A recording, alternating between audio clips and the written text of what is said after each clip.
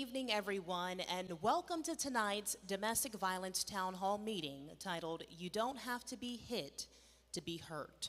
I'm Shamonee Baker, morning anchor for WKRG News 5, and I'll be moderating tonight's discussion hosted by the Mobile County Domestic Violence Task Force. Domestic violence doesn't always leave visible scars. Emotional, verbal, and psychological abuse can be just as damaging.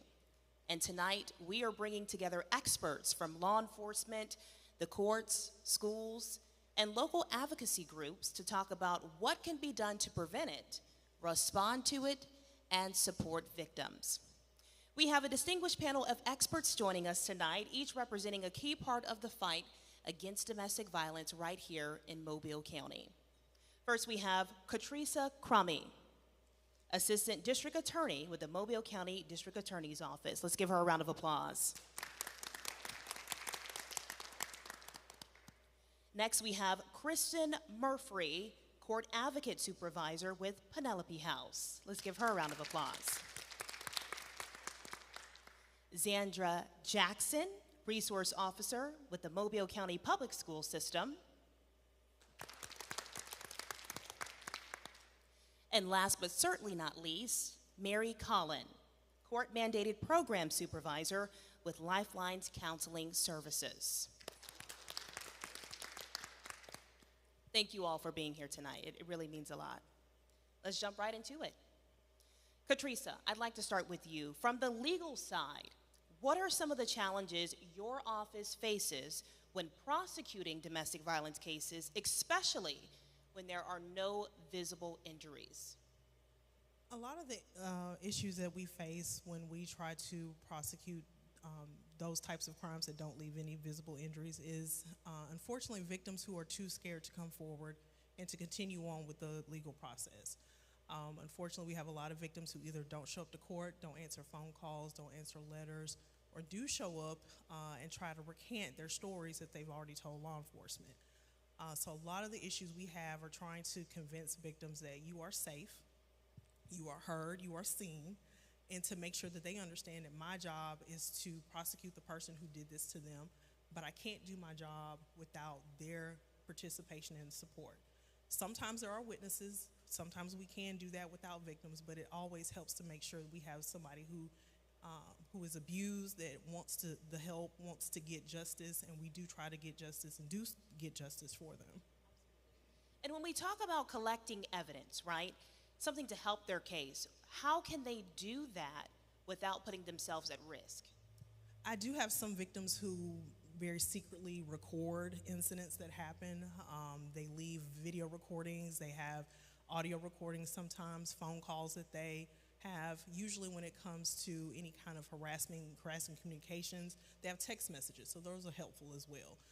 Recording phone calls and things like that.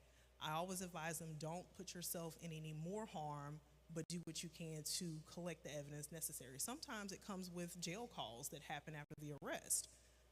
A lot of people tend to confess on jail calls. I know that sounds kind of strange, but it happens. And so a lot of times victims will tell us, hey, so-and-so has called me from jail, and you may want to go listen to that call. And that's usually enough it's usually a call of them saying, I apologize, I'm sorry, I'm not going to do this again. And of course, that conscience of guilt is more than enough to prove you guilty beyond a reasonable doubt. And as a follow-up, for victims who are afraid to come forward or testify, what protections or support system do you all offer to really make them feel comfortable in taking that next step? We have our own investigators who either will go out, help victims come into the courthouse, support them as they get here. Penelope House and their court advocates like Kristen, they will walk victims into the courthouse, sit with them during court, make sure that they are safe. Obviously, sometimes defendants will bring their own families and other interested parties, and that can be intimidating. But as long as we show that show of force as well, we can say that, hey, we're showing up for this person just like you have someone showing up for you, and we're serious about going forward, and we are going forward. Let's talk about how prosecutors, law enforcement, and advocates kind of work together to ensure that no case falls through the cracks. So I will say our Penelope House victim advocates are very good about catching cases that happen in smaller jurisdictions. I wish countywide we had a database we could keep up with, and that's something that we are thinking about and working on to keep up with offenders in other smaller jurisdictions, because domestic violence at its base is still a misdemeanor, and those are handled by different municipal courts. But they are very good at catching repeat offenders, offenders that have cases in other jurisdictions, and letting us know. And then that way we can reach out, get the information we need to, and either get a felony charge if it applies, file motions to revoke probations or bonds, or get other jurisdictions to do that. We do have a way to make sure those cases don't fall through the cracks. Kristen, I want to switch to you here. Penelope House plays a crucial role in this process, as Katrisa just talked about. Can you tell us a little bit about how the services you all offer and how you all advocate for victims both inside and outside the courtroom? Absolutely.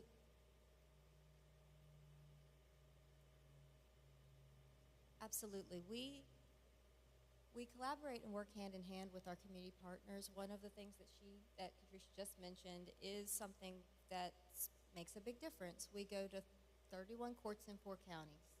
And so with that being said, we're able to assist survivors in court in so many different municipalities that we're aware of those repeat offenders who have probation in other municipalities, in addition to perhaps in county court like district court, or even another municipality itself, or one of the other counties.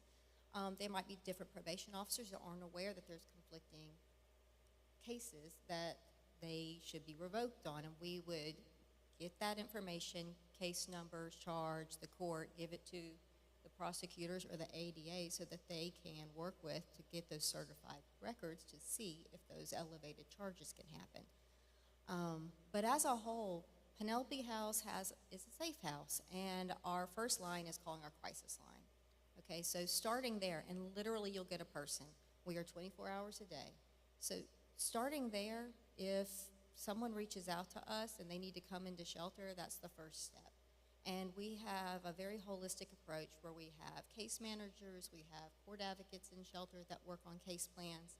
And all the case plans that we do, we can do them through outreach too. So when a survivor comes into shelter, they can start their goals with their case manager, getting self-sufficient housing, jobs, child care, different resources that can help them with those things to really get that independence started and that confidence started, where our court advocates will start doing a legal case plan that will help them with if they need to make a report. I mean, we can start with them in the judicial process at the very beginning or anywhere in between. So if they come in and they want to make a report, we'll have the officer in the jurisdiction of where the incident occurred come out to make a report, and then we'll set up and help them go sign a warrant if that's the next step, and so forth, for the beginning to the court setting all the way to the end. So, and through restraining orders, we help them in those aspects as well, so that when they do move on safely, they can incorporate that into their safety plan in life to safely leave shelter. And so after that, some of the cases that I've definitely worked closely with everyone here on that have gone to jury trial that we've worked with for some 3 to 5 years sometimes, those safety plans change, those case goals change, their lives change. They are growing, they're learning, they're moving on. And with that being said, they need different resources, supports, and they need to learn how to change with that. So that's where we're able to do that long-term outreach services with those who have court cases that go on for far longer. In shelter, we have a child advocate and a child coordinator that works with children resources, counseling resources. We refer to Lifelines counseling frequently, often. We appreciate y'all greatly. We have support group in shelter, and we have our outreach counselor who does specifically domestic violence-based counseling for survivors and helps with understanding the cycle of abuse. So essentially, throughout the process, we're working with them in court. A lot of times, that safety planning element coming to court, we'll work with them to see if they are scared. Have they been threatened or intimidated? Are they scared to come to court? We'll connect them with their prosecutor. We'll let them know those heightened risk factors are there, and we'll make sure that they feel safe coming into court. Well, also, depending on the court setting, it depends on if they're going to have to see their abuser, like actually have to confront and see if they have to speak. Like, we'll let them know what's the likelihood for that to happen so they're not caught off guard. So those are some of the elements that we'll help with in court. And then afterwards, some of the things I mentioned, those moving on, those goals that will change as they're moving on with needing additional safety planning, understanding their restraining orders. If their court case is going from, say, the district level to the circuit level, they might have a different ADA, getting in contact with that different ADA and starting to build that rapport again. So those are some of the ways that we can help. Absolutely. Now, let's talk about this. As this title says for tonight's town hall meeting, you don't have to be hit to be hurt. Many people assume domestic violence is only physical, but from your experience, what are some of the warning signs that someone might be in an abusive relationship that doesn't necessarily involve physical harm? Absolutely. Okay, so some of the first ones that you'll see are isolation. And it'll seem romantic, it'll seem sweet, it'll be like, I just want you with me, we've got this connection, I just want us to focus on us, why do you have to go out with them? I feel like they don't understand what we have. It sounds romanticized, it sounds really sweet, but it subtly and slowly keeps you away from those who used to be a part of your independent life. And a support to lean on when you needed them. So those types of small things happen. One of the other most frequent is the calling, the phone calls increase, and the agency of wanting to know, where are you and what you're doing? Now it sounds nice because you're like, oh, you're so concerned and you're so interested in me. Well, don't you have your own life? I'm sorry. No, but to an extent though, there's trust. Trust should be a part of every relationship. And when you see somebody asking those questions really early on and seeming like they're agitated by it or overly engaged by it, that is a warning sign, because that's little red flags of power and control coming out. The other two things to hold dear is think about your independence, okay? You can do an independence audit on yourself. Are you still working? What's your income looking like?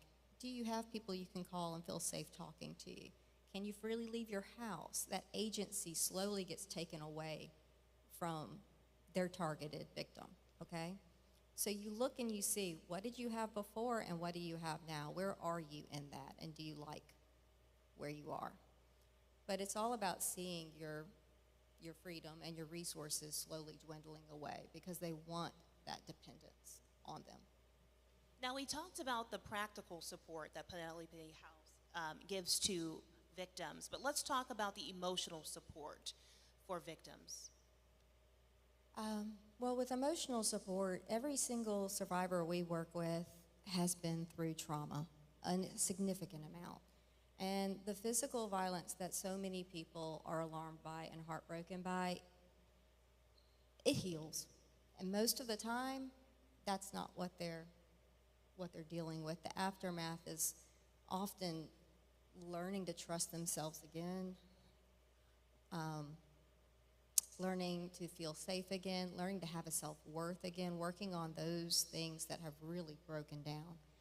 And honestly, one of the most straightforward ways is to be supportive and non-judgmental.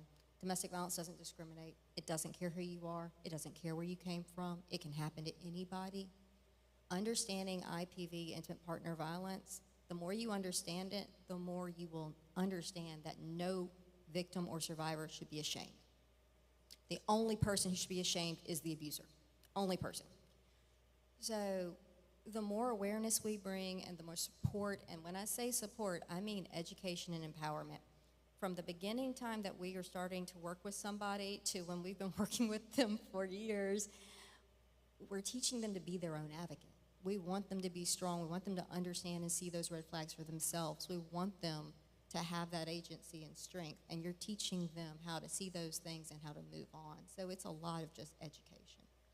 Thank you for that. Zandra, let's shift now to how this issue impacts our young people. As a school resource officer, you often see how trauma shows up in children's behavior. What are some of the signs teachers or classmates can look out for if a child is witnessing violence at home? Children act out a lot. When you talk about elementary school kids, they're either going to act it out or they're going to tell you. They're going to describe what's going on. When you get to more middle school, high school, they become withdrawn, a lot of times very evasive. They will act out as well, whether that be verbally with a teacher or with another student. But those are the ways, or the triggers, something triggers them. And when those triggers happen, that's when it will alert either their peers or that particular teacher to help them or understand what's going on. Because when they come into the school, it's like you don't know where they're coming from. Being on both sides in law enforcement, I see what goes on at home. And now being in the school, I know what has happened. So when they come in, I know the signs to look for, and also different behaviors that they display, how they talk to their parents. Is something that they've seen, so they replicate that, especially when students have behavior problems, and that's the presenting problem. And then once you get in, it's like, you know what, how they have seen violence. So there's violence going on in the home. So.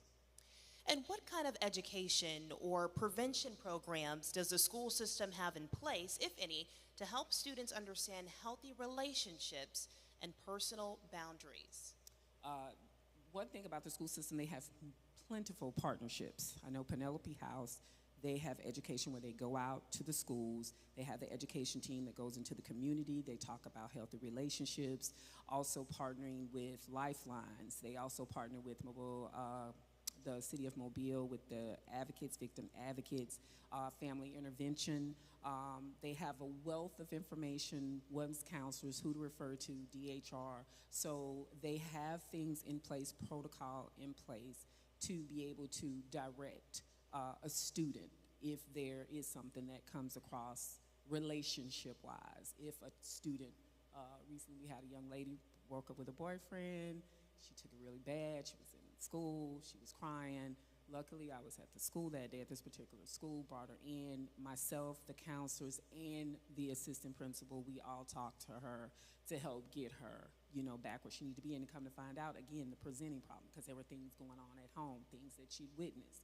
So we were able to re-engage her and get her to, and also refer her out to those different partnerships that we have to help her to cope with relationships, good boundaries, and to see your own self-worth. Now let's talk about the role that parents play.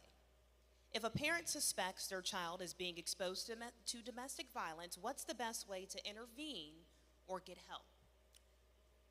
First, with the agencies that are here, if it's something that falls within the law, because when we talk about domestic violence, parents are included in that, grandparents are included in that.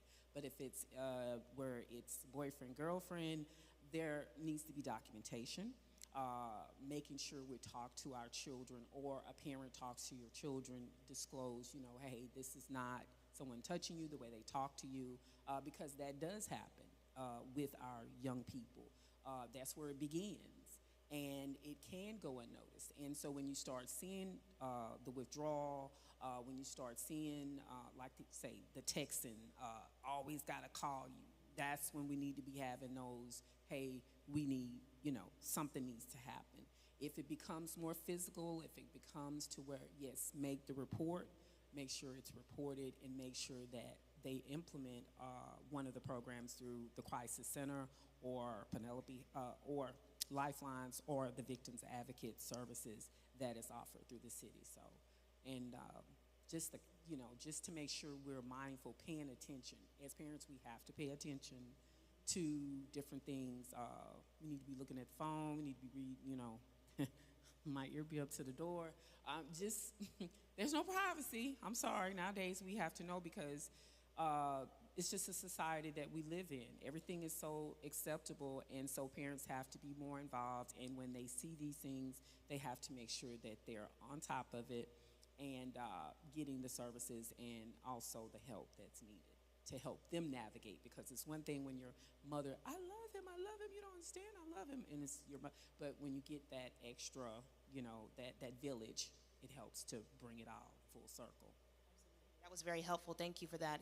Can you walk us through what typically happens when a domestic violence call comes in and what victims can expect once deputies or police arrive on the scene? Once deputies or police arrive on the scene, their first thing is to make sure that the victim, if they need to get to safety, get them to a safe place, separate them from the potential perpetrator, get them to the side. Also, deputies, law enforcement officers should look around, see if they see anything out of place. Those also are signs that violence may occur, because if I'm scared of you, the police come, I don't want them to know that. So, those are other things to make sure that, you get the victim to the side. Have them to, one thing is being trauma sensitive.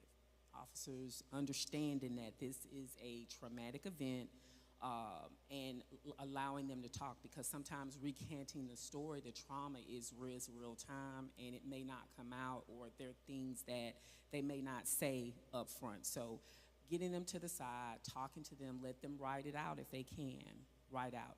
If a report is made, then therefore the particular officer can either give the victim the information to go sign the warrant, or the particular officer or deputy can sign the warrant for the victim. That's another thing with domestic calls. Officers do not have to be present, but they can sign the warrant. If the perpetrator is there, then it is law enforcement's job to determine who is the predominant aggressor. They have to make that decision. There's no such thing as they have to make that decision, and someone, based on what they see and what they gather in their preliminary investigation, then that person can be arrested for whatever said charge is. And so from there, the warrant is signed. If the person is not there, then they will be picked up, hopefully at another date. If it's a felony, it's, I know what my felony case is, because to me, a misdemeanor turns into a felony. A misdemeanor can turn into a felony or homicide very quick. And so the more expedient, the more you do it, the more you tell them what the resources are, signing a PFA, being important, giving them all the resources, that this is the process of it, to help them better understand what it's going to look like, so they'll know what to expect. But that's what a law enforcement officer should do once they get on a call, to make sure they know everything, the procedures, and how to follow through. Now, there are often misconceptions about what happens after that first call. What are some of the myths or misunderstandings that you encounter from victims or the public about reporting domestic violence? Some of the myths that can be misinterpreted is, once you make the report, a lot of times they think the warrant is signed, or they don't know where to go. They may not understand that process. There are times where they don't know what the services are, or they don't understand how to get in touch with those services. Sometimes it's like you don't have to go to shelter, but the shelter is there for you. Because a lot of times people don't want to leave. And so, but we, try to let them know, hey, they're here for you 24 hours, whether you go or not. The shelter is here for you to get that, what you need. If I leave, that means that I'm walking away, that, a lot of people don't want to leave. So it's like the misconception is, if I make this report, especially if it's of a divorce, sometimes they think if I leave, then that means that I'm abandoning, or I can't follow through with the divorce. So that's another complicated situation when you're divorced, or you're going through a divorce, when you run into those situations like that, and they can be. And finally, Mary, your work focuses on the rehabilitation side, helping people who've been court mandated to attend programs. What do those sessions look like, and what are they designed to accomplish? At Lifelines Counseling, we have a program called the EN program. It is for female domestic violence offenders who have been arrested for similar charges. So our program is 23 weeks long. They come weekly. So it's individual sessions and group sessions. So the first thing we want to focus on is the whole person. And we want to let them know that they are not alone. So when they come into the program, they realize, I don't have to suffer in silence. I thought it was just me. So to see other ladies who look like me, who've been through the same experience, they are relieved. Also, we want to teach that domestic violence is a learned behavior. Is that if you grew up in it, this is all you know.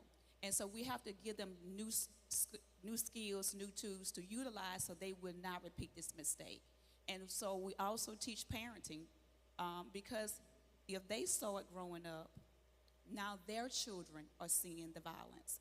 We also teach financial management. As she was saying, that one of the red flags is financial abuse. Some of the victims depended on the perpetrator.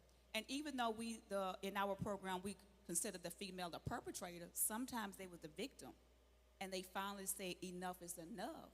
And they defended themselves, so now they are labeled as the aggressor.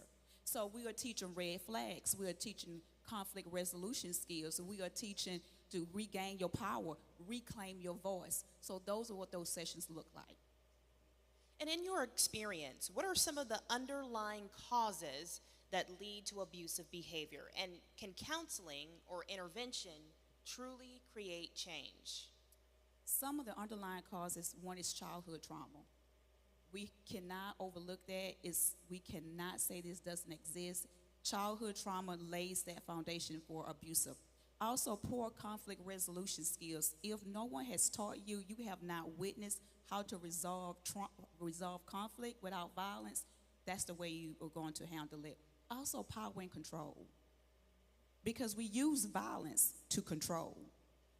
If you don't listen to my words, I'm gonna use violence, whether that is through aggression, whether that's through fighting, whether that's through cutting, whether that's through stalking, whether it's through reckless behavior. I'm going to get your attention, and we use that. Also, another one is when we have drug use. That can lead to abusive as well. And also, we forget about fear of abandonment and rejection. Some people just cannot handle it. So I do not want you to leave me, so I am going to control you with violence. And can counseling help? Yes, but it works both ways. The counselor is there, but you have to show up. You have to invest in counseling. You have to invest in yourself. You have to be willing to invest in the change. Is it overnight? No, it's a process, it's a journey, and you have to trust it. Some people don't want to do it because, oh, it didn't work. Well, you only showed up once. You only showed up twice. It takes many sessions and sometimes up to years to really start this change process.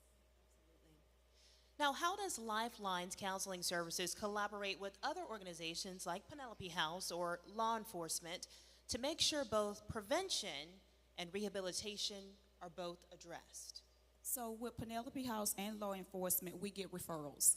So because they know the resources, like she was saying, a lot of people just do not know the resources. Lifelines is one of the best kept secrets in Mobile. And we don't want it to be kept a secret anymore. We want people to know that Lifelines is a holistic organization that can help you with almost anything, thanks to our director, Chandra Brown. So Penelope House and the law enforcement sends referrals to us. And we can decipher where does it go. Counseling, we also provide advocates. If the client is not at Penelope House, we can offer, if they do not want those services, we can also provide advocates as well, someone that can go to court alongside with them. And that we stay in contact with Penelope House and with the law enforcement, let them know what's going on. Sometimes in the counseling process, we find out information that can help their case. And we also help the victim with their impact story. So when they are in court and they have to give their victim impact story, we are there to help them with that. Absolutely, thank you for that. Now, these next two questions anyone can answer. If we could build a world where domestic violence is no longer tolerated, what would it take to get there, and what changes in awareness or response would we need as a community? I know that's a loaded question, so I'll give you a few seconds to think about it. I think, as we've all discussed, the root of domestic violence is fear, control. Fear of abandonment leads to control. And part of that is not having the best conflict resolution skills, not having the best interpersonal relationship skills. And developing those among the general population, it's a tall order. It's tough. It's not something that will happen overnight. But developing that empathy, developing those interpersonal skills and relationships among people, which leads to the ability to have conflict resolution skills, to see another human being as a human being and not a thing to be possessed, That is what is going to take for us to combat this issue. As long as those things go unaddressed, we will still be here to do the jobs that we do. One day we don't want to have the jobs we have. But unfortunately, we're going to keep having them because we don't have those things in place as a society to be able to deal with that. And I completely agree. A big part of it, in addition, is youth, like we're talking about, educating awareness in youth and the families. Every single time we work with a survivor that moves on and takes those steps safely, we don't just count that survivor as successful, but their children, because they're going to see that, they're going to mirror that, they're going to be impacted by that. So that awareness to children, that education on what intimate partner violence is, that there are different ways to be in relationships and to treat other people, I think it's extremely important. And also identifying healthy supports. There are so many times that survivors will fall back on support systems that unfortunately mean well but might be enabling some of the abuse or the abuser. And that can be really counterproductive and pull a person back down. Well, that impacts the children too. They're seeing that. So helping survivors and their families identify healthy supports that are going to encourage those positive behaviors holistically, I think can make a very positive difference. Getting our leaders also to understand those that make decisions. When it comes to law enforcement, our judicial, our clerks, our magistrates, I go throughout the state and I do training on trauma awareness. I go through training on how to respond with different agencies throughout the state. And one of the things when you have judges in the room, the more training that they're getting, kind of making it mandatory. That's something that was taught at the summit that I went to in Huntsville back in October about, getting more officers or the judicial part to understand that when they come in for the PFA, when they come to court, understanding what that cycle looks like, understanding when you get that call, how you document those reports, and how important jobs are, that work, that we are the light. We have to advocate for those that cannot advocate for themselves, and getting that total where everybody's involved and everybody understands. We understand it,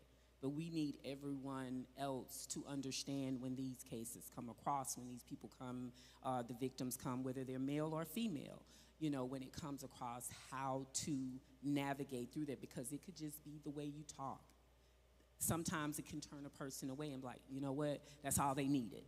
And so to help people understand that when every case is different, and once you get that and everybody is on the same page and we're doing things consistently throughout the state, I think that's going to make a big difference and change in how we look at it and having more conversations like we're having tonight. I totally agree with everybody, and I also want to echo is that you have to know yourself. You have to know your trauma. You have to be willing to work on yourself. Again, you have to invest in yourself.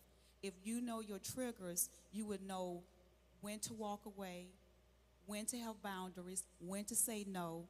So we have to have that. You have to be able to invest in yourself and knowing your trauma, knowing when you need to get help. And also I echo what Zandra was saying is training for your judges, training for your attorneys, that they can be aware of the domestic violence, being aware of trauma, being aware of what we need to do to really combat this violence, not just domestic violence, all forms of violence. Thank you, ladies, for that. What's one concrete action that you want everyone here to commit to after leaving tonight?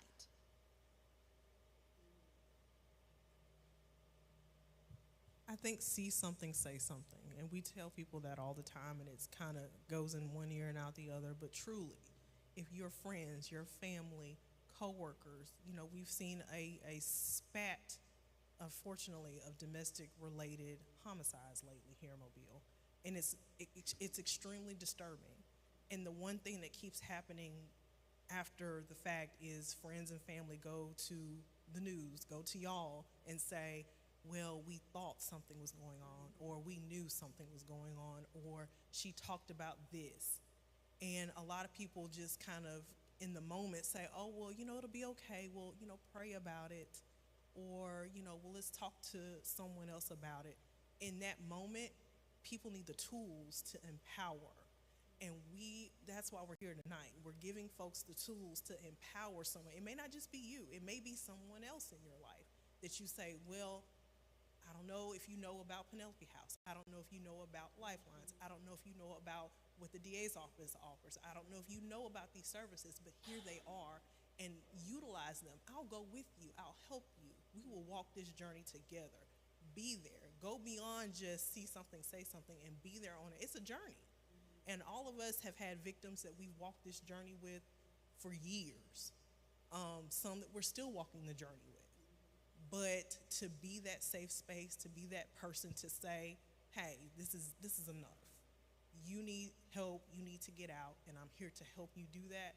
Empowering people to be able to be that support system is what we need.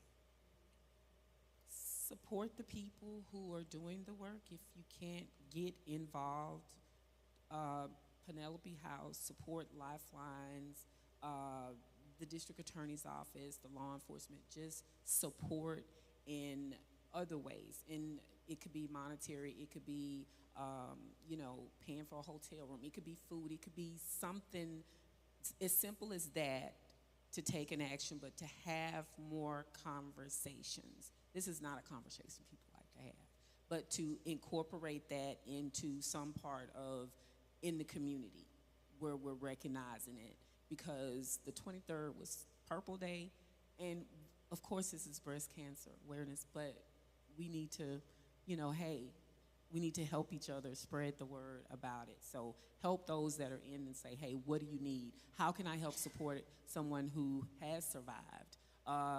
Again, there are women that are still going through. There are men that have gone through. So how can we still help the plight to help them become more independent and regain their independence back, I agree with both of those ideas. I would say we need more males to stand up and say domestic violence is not acceptable. We need more men in the family to say that is unacceptable. You do not hit, grab, punch, kick, or be aggressive with anybody, whether it's male or female or children. We need our men to stand up for the women. Women, we always stand up for the men. We say we love the man, we care for the man, I got your back, but when are the men going to stand up and say, I got your back? I'm not going to let him hit you, sister. I'm not going to let him hit my mother. I'm not going to let him hit my daughter or my best friend or my cousin. So when are the real men going to stand up and say, enough is enough? So we have to have that. Also, we need to erase the stigma with mental health. Your mental health matters. If someone is unstable, unhealthy, it is going to impact their whole life, and then it's going to impact the community, which is going to impact the school system, the court system. So we need to come together as a community to say your mental health matters. And I agree with all three of you. In a simple statement, I would say knowledge is power, okay? Learn, be open to learning, know your resources, learn your resources, share them, listen to your gut. Don't put yourself in danger. Call 911, call and make a report, and just give somebody a number sometimes, but knowledge is power. So just be open to learning, and if you're confronted with somebody who's going through something like this, take a breath and think about how you would feel before you all of a sudden have an opinion or make a statement, okay? Because 1 in 3 people you meet are going through this every day, okay? It is prevalent. People need to understand it and be supportive, and we need more events like this, and I appreciate everybody, especially. Thank you. My pleasure. We've covered a lot of ground tonight, from prevention and legal protections to rehabilitation and recovery. Now we'd like to open the floor to you all, our audience. If you have a question for any of our panelists, feel free to raise your hand. I will bring you a mic. And we are also streaming on WKRG's Facebook page, so if you are watching this live, please put your questions in the chat box, and I will read some of them off before we end tonight. So if you have anything in the audience you would like to share, ask a question, now is your time. This is a safe space. No one's judging.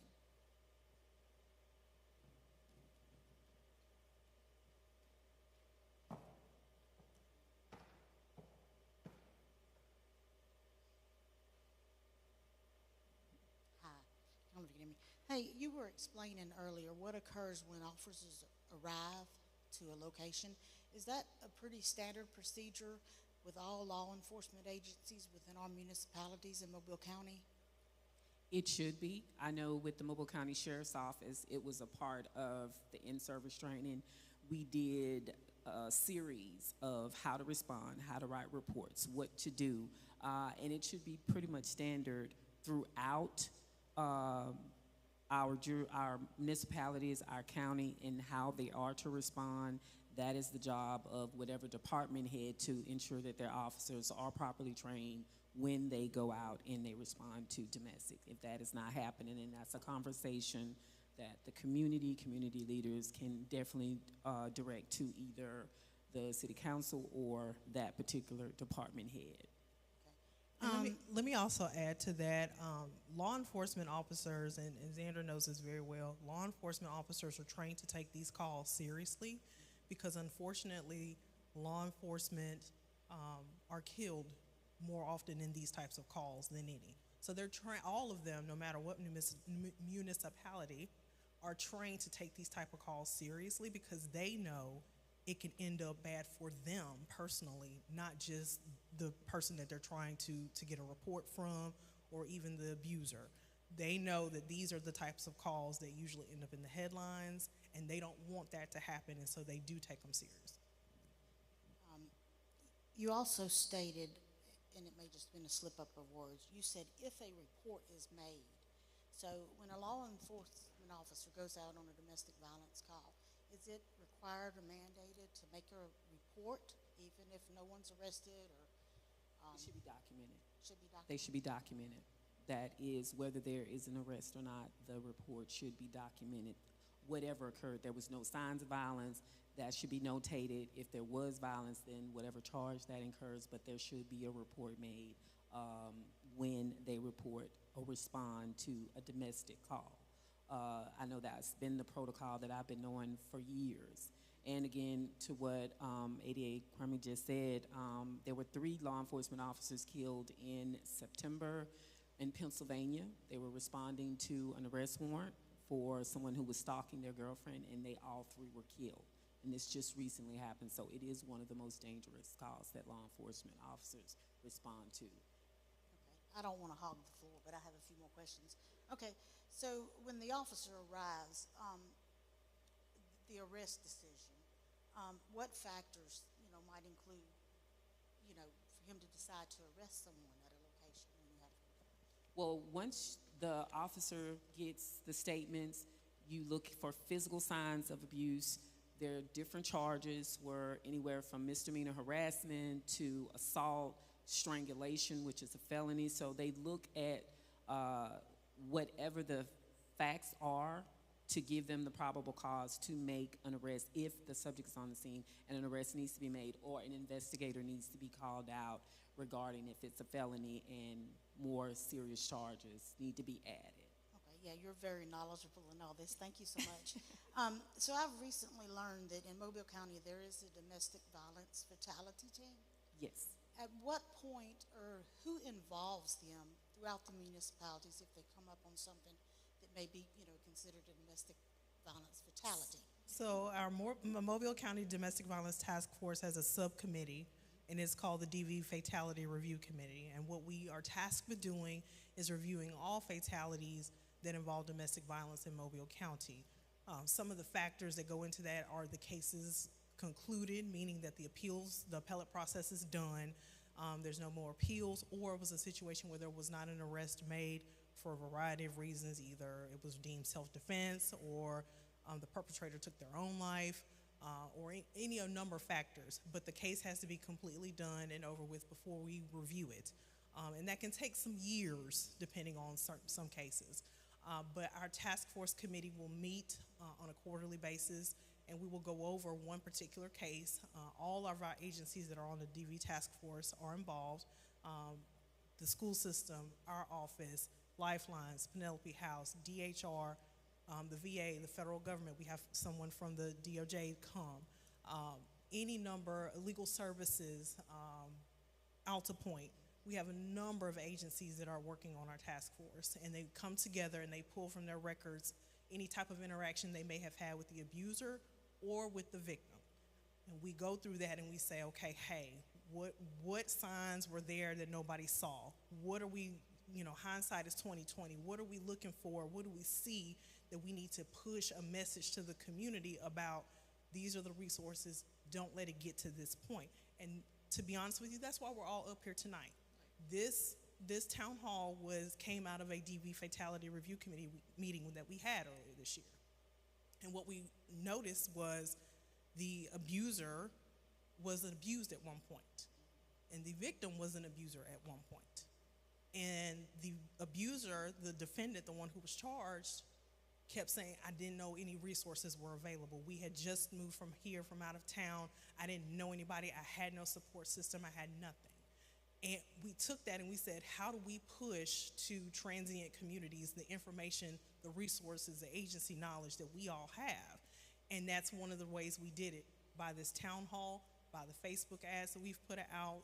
All the information that we've put out over this month has been geared towards getting in touch with those communities who you may not have grown up in Mobile. You may not know anything about Penelope House or Lifelines or anything about the school system because you never went to school here. But you have a way of getting that information now because we have a DV Task Force Facebook page. We have social media avenues out there that are available. We have resources like this town hall to push that information out to people who either wouldn't know where to look for it or didn't know it even existed. Well, I mean, so would y'all be notified by the outlying, law enforcement agencies that, hey, this case needs to be looked at? Where does that come into play with the law enforcement, letting you all know that there's a case? So, of course, our office is the one who normally will prosecute, so we will have those case files, and sometimes we'll be able to notify, hey, this one is up for review. When can we review it? Unfortunately, right now we're in a backlog of some cases because we're waiting on some to be done with the appellate process, and once those are done, we can kind of add the pile that we've got going on. But our office, of course, will be notified when that appellate process is done, when the case is completely over with, and then at that point we can review, and we'll notify all of the agencies of any of the relevant biofactors, any type of the name, date of birth of everybody involved, so that they can pull from them records and they can come to our meetings prepared to talk about these cases and talk about what we can do to improve what we're already doing. I got about 3 more questions. So my next question.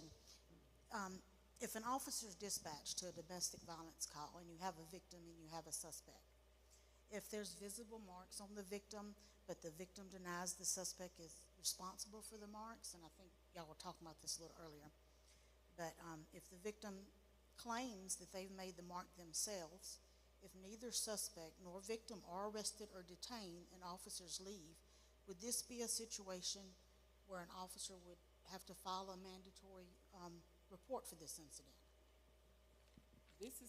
That particular question, the question that you're asking, if there are signs, then that means we got to determine who the predominant aggressor is. You just don't walk away. I started policing in 1992. It used to be a time where years ago, you go your way, or we both, they don't do, that's not the case anymore. A report will be made. The officer will determine who the predominant aggressor. It is in the Title 13A. You will determine that. Once that is determined, somebody will take a ride to the Mobile County Metro Jail.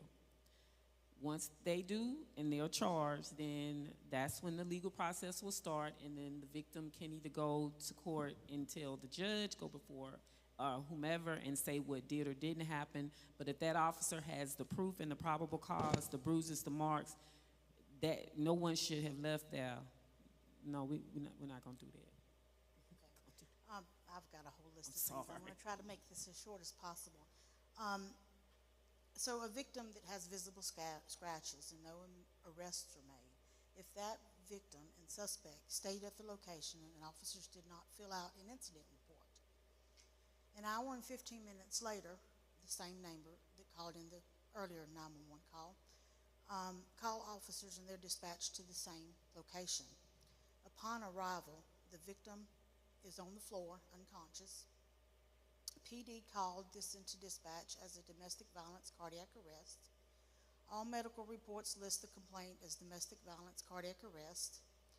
The suspect had no notable injuries, and the suspect stated that the 5'11", 185-pound person hung themselves from a doorknob 3.5 feet off of a level floor. No drop-offs. The suspect is questioned at the scene. The police then drive the suspect to the victim's house so the suspect could get their vehicle. Less than 6 hours later, police have already determined that the victim had attempted to commit suicide. No one has secured the scene, no evidence was collected, no interviews were conducted, no investigation was performed. The victim showed bruising over the next few days, then the victim was pronounced brain dead and taken off life support. Would this be a scenario where the DA's office should be notified or even informed in a circumstance like this? I can't speak for this particular scenario. Obviously, everything happens from our office perspective. Once we are notified, of course, then we initiate an investigation if there's an arrest, if there are charges that are filed. I can only speak in hypotheticals and say that would be something that would normally happen. Obviously, whether or not that happens is through our charging department, through law enforcement that we work with. We don't go out and get the evidence. That is what law enforcement is tasked with doing. They are tasked with finding the facts, bringing the facts to us. When we get those facts, we are then charged with prosecuting based on those facts. We can't change things. We can't make up things. We can't wish things were differently. We can't say things were differently. But that is what our job is, and that is what we are tasked with doing. And I'll let you answer for the law. And just from the law enforcement perspective, that is why the training is needed. That's why we train. That's why it is a statewide initiative, not just with the 13th Judicial Court, but with all courts in the state of Alabama to properly train officers so that particular situation does not happen. Has that happened in other jurisdictions? I'm quite sure it has. I'm quite sure something happened where I've gone to conferences where we were tasked to try to figure out this murder-suicide, and it actually was a strangulation. And based off the training that I have had in strangulation, immediately when the investigator asked, what do you see based off the pictures, because no report was done, she was left in the bathtub, and I saw a bed and I saw a pillow. I said, she was strangled. And he said, that's correct. She was placed in the tub. And so that's where that extra training comes in at, so you will be aware so things like this does not happen. How many sentences did that particular agency, that particular officer, when he responded to that call, it was less than a paragraph.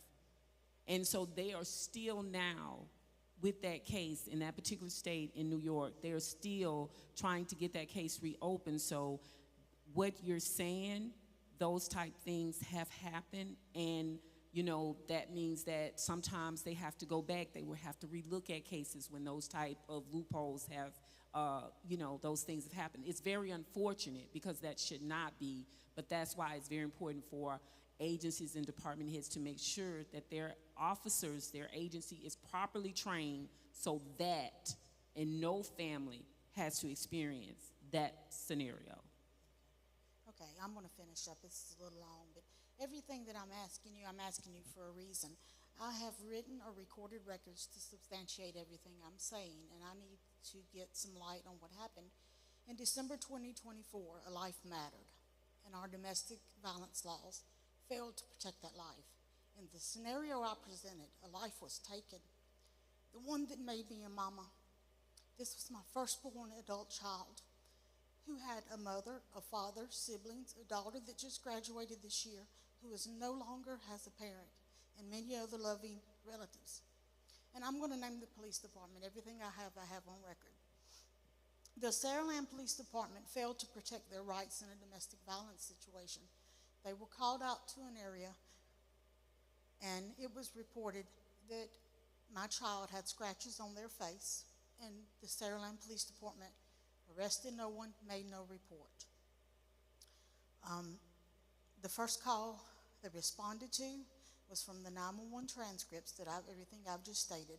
They made no written report. 1 hour and 15 minutes later, PD responded again, and at this time, my adult child was unresponsive with a belt under the head.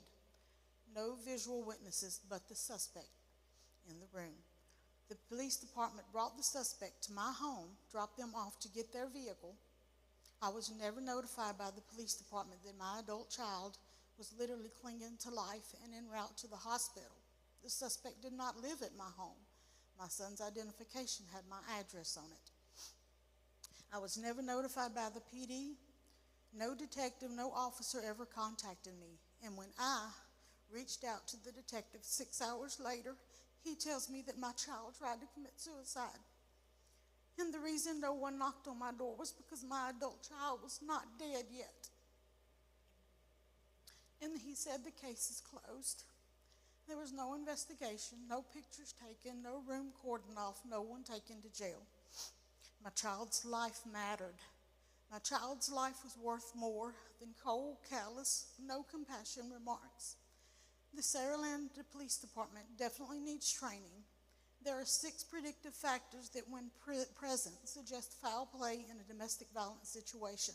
The following 3 apply to my child's death: the premature death when the deceased was in apparent good health, death by suicide, and if the deceased was found dead by a current or previous partner. None of these were even taken into consideration when it came to the death of my adult child. I pray you never have to bury one of your children. I had to bury my firstborn. When you lose a child, it's anger, it's numbness, it's being shattered into pieces and still having to function when a suspect has never been questioned or investigated. It's every emotion all at once and sometimes none at all. When you lose a child, you don't just grieve their absence, you grieve the life they should have lived. The families grieve all of this. It's forcing yourself to eat when food has no taste. It's showering just to cry under the water where no one can hear you. It's isolating because being around people can feel exhausting, and surrounding yourself with noise just so you don't have to think. My firstborn died and no one cared. Not the Saraland Police Department, not the DA's office when I reached out. Over 5 times I called to finally send an email in March of 2025. Not the sheriff's office when I reached out, at least 4 different calls and about another call a month ago. I could not find a soul in any divisions to listen. My child's life mattered, and I pray not another family ever has to go through what we've went through. Today we still have no answers. So what can any one of you tell me that I could do that would be the correct way to access help when a police department fails me or fails my child and no one else answers? Unfortunately, I can't give you the answer on what to do. What I can tell you is that the resources that all of us are here on stage representing are available to you, and I'd ask you to reach out to those, especially Lifelines, and also especially Penelope House. They are available even in situations where it's a survivor or a family member. They are available for those resources, and I would ask that you reach out to those as well, and my condolences to you. And unfortunately, I just don't have those answers for you, but I do know that these ladies, especially these 2 ladies, have the resources, and their agency have the resources available to you and to others who may be in that same situation as well. And I just want to thank you and commend you for speaking out and standing up, and the voice you have makes a difference, okay? Everyone here cares. Everyone here is listening. Can we give her a round of applause, please? Can I give you a hug? That is extremely brave of you to stand up here and tell your story, tell your daughter's story. It matters, and we do care. That's why we're here tonight. I know we may not have all the answers right here, but people are here to support you. And I just want to tell you again, thank you. There are House bills, there are people that are there on behalf of the Alabama Coalition Against Domestic Violence, which is our state office. If you would like, you can reach out to them. They have someone. They just had the last legislation bill with the House, but this is where these stories need to be told to people to make sure and ensure that the training, and that's one of the things that when we broke off into our sessions is that we want to see more of, And when we go back, and I put myself on the state committee to go back, so stories like what you're telling me say, hey, we need to get this training. This actually happened. So when we get it to the state, the legislature, and we put it before them, we can get bills in place to make sure that the training is mandatory and that every agency is following it to the T, so we do not have these type of situations where no department is doing it different over here, but then they're doing it over here. No, we want this to be where you have to have the mandated training, and it will be mandatory. And that's one thing that the subcommittee was, we were speaking of in October when I went to the summit in Huntsville with the other executive directors throughout the state. This is what we want to see. So I would love to get your information to share that and pass it along so, you know, you can have a bigger support system to get your story told. And I agree with the latest. Lifelines Counseling is here. We would support you. We would be part of your tribe. So whatever you need, we are here for you, and we would get with you after the Facebook Live. Someone commented on our Facebook Live and says, I am an abuse survivor and wish there were more events like this when I needed it. Thank you all for bringing this issue to light. Keep it up. To all of my friends who are currently walking through abuse, #speak up. She says, as a survivor of abuse, how can I get involved with bringing awareness to others with your program? I think one of the best ways to get involved is if they've had an advocate at Penelope House that they used to work with, get back in touch with that advocate or get back in touch with Penelope House. They have survivors who come in and speak to those that are in shelter, sometimes even accompany folks to court if necessary. The best type of support system is somebody who's walked that walk, who's been through the fire, who knows what you're going through. And I know that the folks at Penelope House, the staff especially, would appreciate, you know, other survivors who, past survivors coming in to give their story and to be that beacon of light and hope for those who are in shelter who may not see through the darkness just yet, but that light is coming, and having somebody to be able to say that that light is coming and just hold on.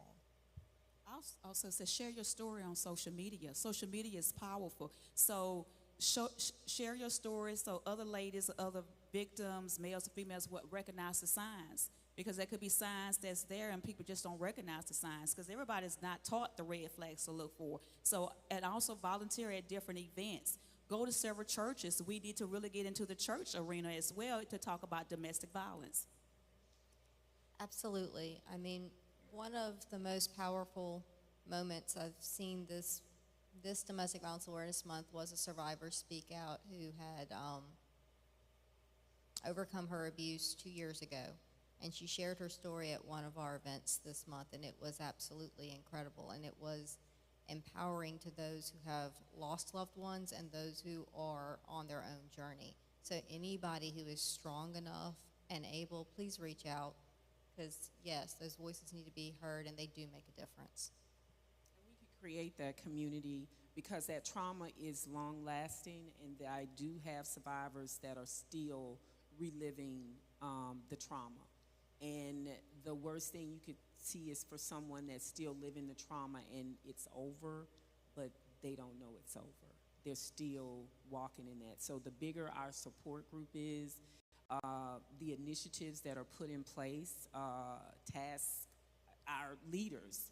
Again, we need these support groups because, I'm sorry, ma'am, what's your name? Alisa? This is where we need support groups. This is where we need continues because as a mother, I have lost a child. He was a baby. But I know what it feels like to lose a child. And to lose a child, but in such a way as that now you become the voice and the light. So you're going to help so many other people by just sharing your story. And a lot of people just do self-initiated. I have people who are still walking that plight that have started support groups. So it's good to say, hey, let's just start a support group. And then we can all, hey, I'm ready, willing to be a part of whatever group. They know I am. I'm very well. And for the folks on Facebook Live, can you all plug like how people can reach out to you? There's a lot of people asking, how can they get involved today? They want to get involved, they want to be of that support. So let's just go around to how people can contact you. Like the Mobile County Domestic Violence Task Force page on Facebook. Do it now. Even after October is over, we are still going to be posting information. We are still going to be posting things from our different agencies surrounding domestic violence. The work doesn't stop on October 31st. The work continues on. And October is just to bring awareness. The real work begins on November 1st. So like that page, that is going to be the most up-to-date, real-time way for you to get any information in regards to domestic violence issues here in Mobile County. There is, of course, the Alabama Coalition for Domestic Violence. There are not only just Penelope House here in Mobile County, there are domestic violence shelters statewide. If you are not from Mobile, get in contact with whatever shelter or whatever safe house is in your community to make sure that you have their information, to make sure that you can pass that information along to other people who may need it. It may not just be for you, like we said earlier, it may be for other people. Wherever you are, plug into those resources.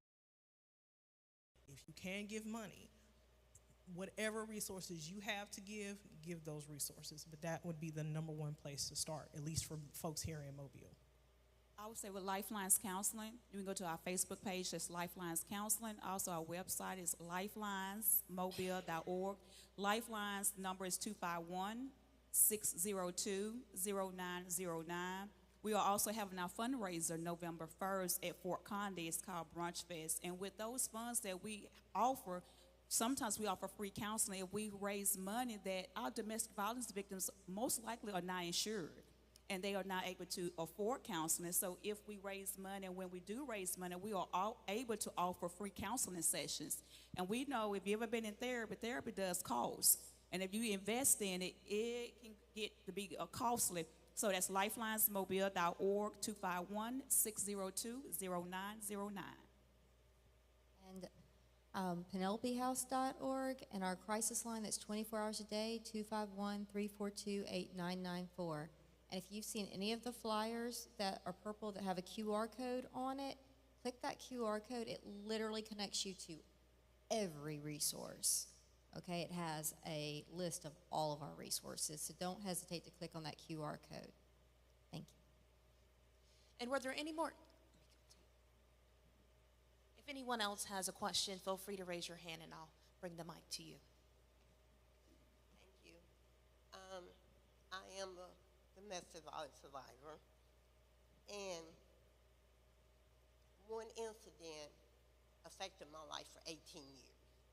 Even though I was out of that relationship, certain things that my husband did, simple things, triggered that memory. So having lived through it, I raised my children about do's and don'ts. And even with that, taught my son, this is the way you treat women, taught my daughters, this is the way. And I got out the relationship to give my children a healthy look at what life's supposed to be.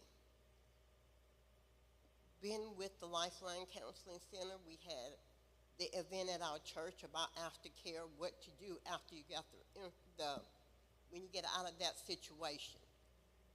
But now today, I still see the signs and the symptoms of loved ones who I have tried to say, hey, you're in this relationship, but they don't understand the signs, what I see.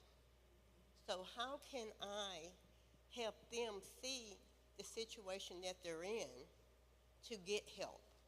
Because I've talked to different ones about the restraining orders. Unfortunately, we've seen too many incidents where the mentality is that's just a piece of paper. What can I say to victims or maybe future victims that I'm trying to help? Like, hey, this is a very dangerous situation that you're in, because it doesn't affect you just physically, mentally, but so many other things that they don't realize at this point that can affect them as long as they stay in this type of relationship. Did that make any sense? I'm sorry. No, That's perfect. First thing I will say is a protection order, restraining order. It is a piece of paper, but with a safety plan, it's a preventative piece of paper that can give you power and awareness to protect yourself in a preventative way. But you have to have that safety plan and understand how to integrate it and use it in your life, okay? And persistence. Not everybody's ready. People are in different stages of their life. Be supportive and open-minded. If you might not be the person that they want to open up to about that, they might look up to you in a certain way. They might need a neutral person. Okay? So sometimes it's just pulling in other people as well that can back you up and help educate. And any of these resources here could help with that. But a lot of it is using the resources you have, sometimes sharing your history, but also being open to listen to theirs and know that just because that person wasn't ready that one day or that 10th day, it doesn't mean that that 15th day that they didn't take it to heart and go, I think I might need to make that call. It does. It just takes time. And one more question. Now, I was in a situation whereas 4 years ago, a restraining order was placed. Officer came out, we did the follow-up paperwork with the restraining order, but we were told until that restraining order is actually delivered to them, they're served with that restraining order, is invalid. So in that scenario, they placed us in a situation. I was not the victim, but it was a family member. But it's like, what do you do when they're looking for the perpetrator, the abuser? So What kind of, there's so many different circumstances that can surround situations like that, but getting them in touch with an advocate or law enforcement can help. Services is necessary. It doesn't necessarily, I've not heard it called invalid, but service is necessary for it to be in. And so if there is somebody who's avoiding service, safety planning around it, trying to figure out where they might be, where they could be served, whether it be a job, a court setting. It depends, but you can. It takes some collaborating and safety planning to really sometimes try and do those things. And communicating with Legal Services Alabama does a great deal of work helping, because there's civil attorneys that will help survivors through the steps of protection orders and civil cases pro bono. That's another resource. But don't hesitate to call our crisis line, and we will always help somebody with those steps. And if they continue, that perpetrator, even if they're avoiding the service, because I've seen that happen a lot, they'll do something else. Now, I get the warrant signed. They'll get arrested. They're going to get served and for that particular, and a judge can also issue a no contact order in cases where once they've been arrested. So it's not that they haven't been served, because they potentially will do something else again. Make sure they continue to call, make sure they document, make sure they get that on record, because at some point they will get caught, they will get served, and that no contact and that PFA will be in place. And once it's in place, that PFA, they've been properly served, it goes to the national database. So wherever they go, that protection order will follow them from state to state. Does anyone else have a question, comment, want to share a story?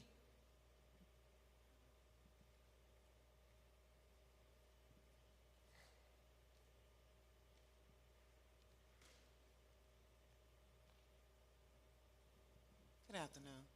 I wanted to ask about the Lifeline counseling. How long is it a time limit? You know, if you're a survivor, I am a survivor, and the trauma and the emotions it's still with me. But I never went to counseling through all of this. You know, when I was able to get out, I almost lost my life. So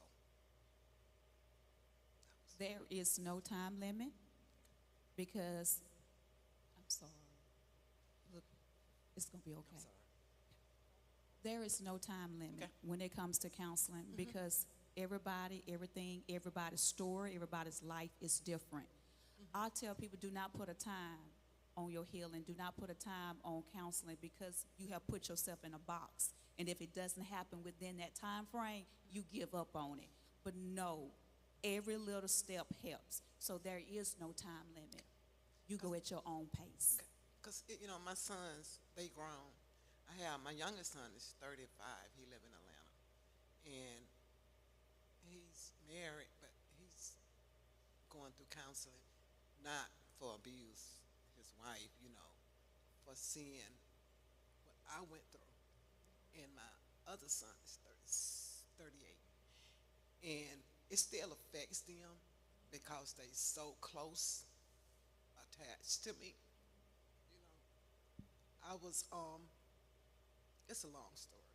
I went through it for years, but I finally got out because it was hard back then because they didn't have much support like they have now. And if you don't have the close-knit family, it's kind of hard. And so, when I finally got the urge to leave, my two sons had to witness what I went through. I would stay up 38 times and live.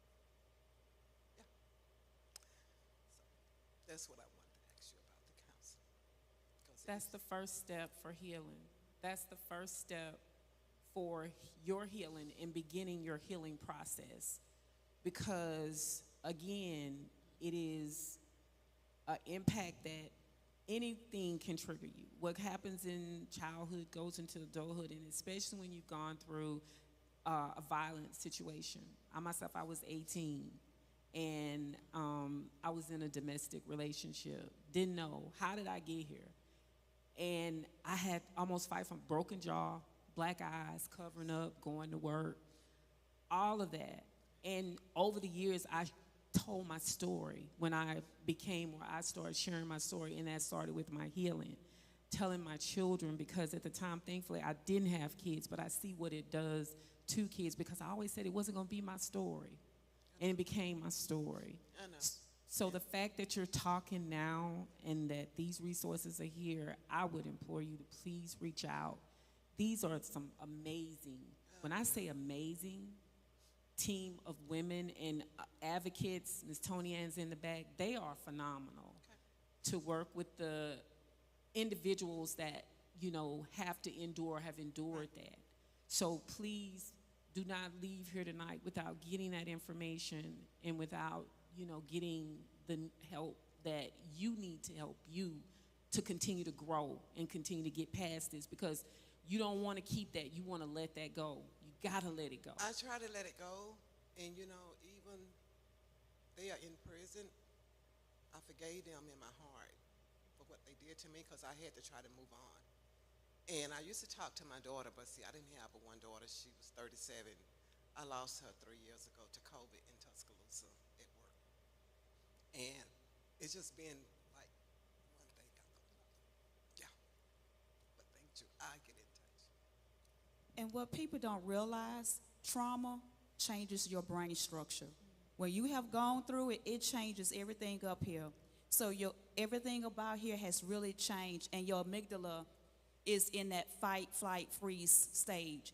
And so even though you got out, but the trauma is still in you. And trauma is trapped in our body. If we don't release it, it stays with us, and it affects every part of our life. So I would say, yes, reach out for counseling. We are here to help you, and we can help you get that trauma out of you. Because again, trauma changes everything in that mind structure. And we just need a process to get that out of you.